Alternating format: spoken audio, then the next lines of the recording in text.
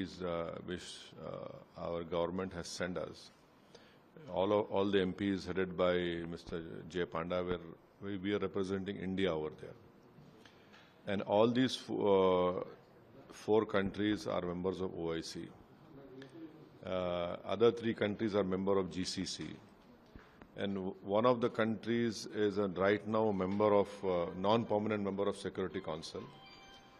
And Algeria, I think so, would be or Bahrain would be a member next year. And all these four countries are part of Middle East, North Africa Task Force. Now they have historical relations with India, especially Bahrain, which till 1960 was using India's currency rupee. Kuwait, the same thing. Saudi Arabia, because of Makkah and Medina being over there. Algeria, Nehru had said in United Nations asking for self-determination of Algeria. So historically, we have good relations with them, and we had impressed upon them, requested them, and explained to them, starting with our head of our delegation, Mr. Jay Panda, and other members, that Pakistan has been indulging in this terrorism for many years in India. We had focused on the Pahalgam terrorist attack, and we have told them that this resistance front just didn't come up on April 22nd.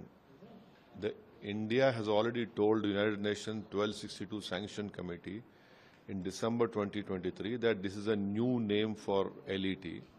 Then in 2024, twice we have informed the United Nations Security Council 1262 Sanction Committee about this resistance front.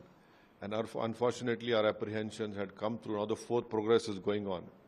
Secondly, we have told them the speech of April 15th of Asim Munir, especially the last part of his speech where he said that it is a jugular vein.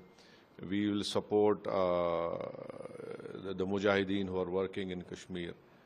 And thirdly, we had brought to the notice the speech given by Hafiz Saeed's son in February of 2024 in Pak-occupied Kashmir, wherein he openly claimed that this whole year there will be a jihad and blood will flow, this wrong form of understanding of jihad which they have.